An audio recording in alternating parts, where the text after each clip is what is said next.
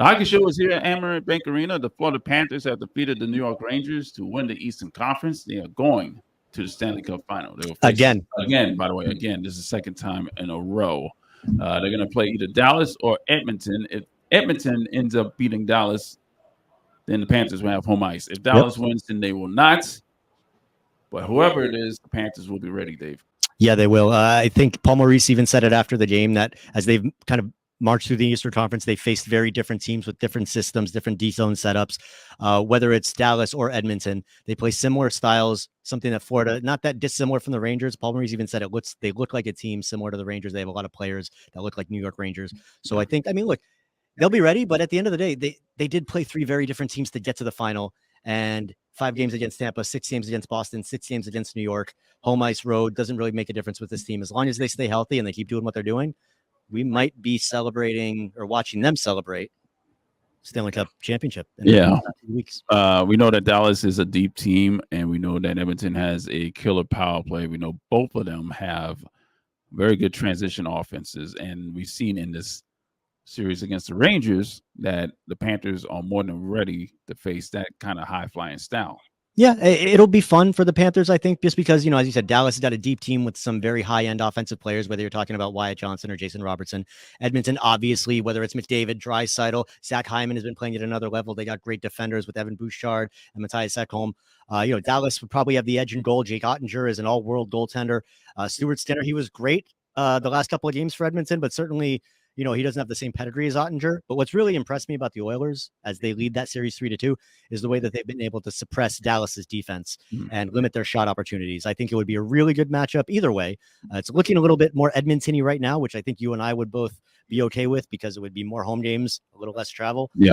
But at the end of the day, the Panthers are going to the final, and they look to be matched up well against either team. But the key, Roy, the big difference for me from this year to last year, health.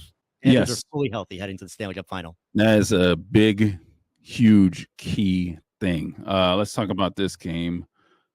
It was boring. It was muddy, and it was exactly how the Panthers liked it. Yeah, that's what they want to do. They kept it 5-on-5. There was only the 2 first period minor penalties. And, as I said, Panthers limited the Rangers' chances pretty everywhere in the house. All the Rangers shots were from the outside. They only had, I think, 5 high danger shots, maybe 6. But overall, it was just Florida doing what they wanted to do. And the fact that they were able to do that defensively against a team like the Rangers, a President's Trophy winning team that has so much high end still, Zibanejad, Kreider, Panarin.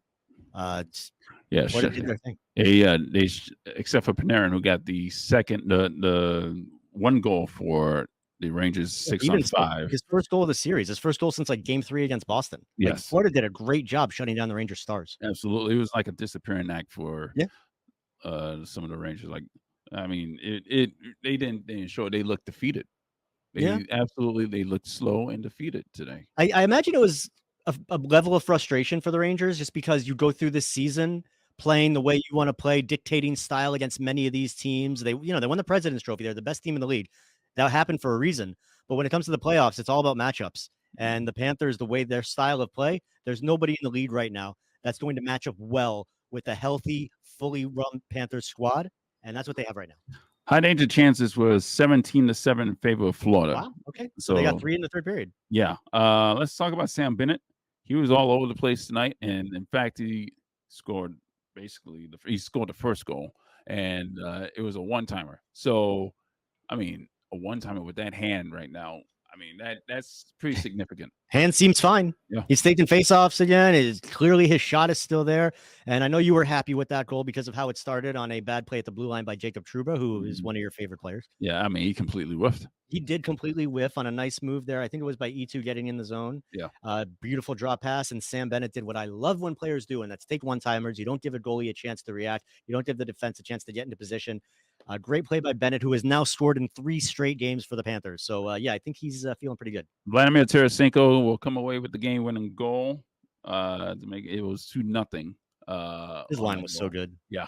In this series, he's been great defensively. He's been in position. He's been good on the forecheck, and he absolutely earned a goal in this series. Yep. The way Paul Maurice talks about Vladimir Tarasenko, it's almost like a hockey nerd. He talks about how much he loves to be chatting with his line mates on the bench, how he's very just chatty when it comes to talking hockey during practice. He's all into the game. He's laser focused. He's wired in. And now he's playing with these two young Finnish guys, E2 and Anton.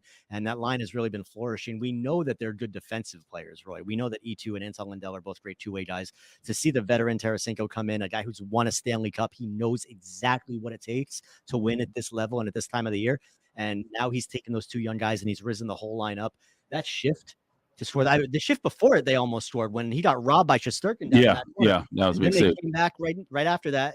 Beautiful play, great pass to find Tarasenko at the side of the net for a wide open tap in. I mean, man, they're rolling. Yeah, he definitely didn't cheat the game on that one. So at the end, after the handshakes, Alexander Barkov decided not to touch the trophy. In fact, they didn't even touch the table. No, they were very, very careful and cautious when they were walking around, and maybe wouldn't be noticeable or notable if not for what they did last year, which they basically gang hugged the trophy on the ice. They were carrying it all around afterwards. We're standing outside. The trophy's walking right by us. They're taking selfies with it. Completely different this year, but not just the trophy presentation that kind of caught my attention. It was the whole celebration compared to last year. And we asked a couple of the guys after the game about it, and Paul Maurice said last year it was like pandemonium. And different situation. They swept Carolina. They scored that goal. Tkachuk scored with 4 seconds left to basically clinch the Eastern Conference Championship. So a little bit different, but just the celebrations in the locker room, speaking to the guys afterwards, completely different tone than last year. And my interpretation of that is just that this is now a team that's been around the block before. They know that this win, as exciting and awesome as it is and necessary as it is, was not their goal. They've still got a lot more work to do. Matthew Tkachuk said it was about the journey last year. And right now, just given on what we just saw, I think they know that there's a lot more work to do. They got 4 more to go. 4 more. At most, 7 more games to play. So we'll see what's going to happen in this next series. So it's either Dallas or Edmonton. And depending on who wins, he's either home or away for game 1. So we are looking forward to that. That is June 8th. It's a week from tonight. David Dwork of the Hockey News, Roy Bellamy. We will see you in the next round. See you in the finals. See you in the finals. Let's see who lifts the cup.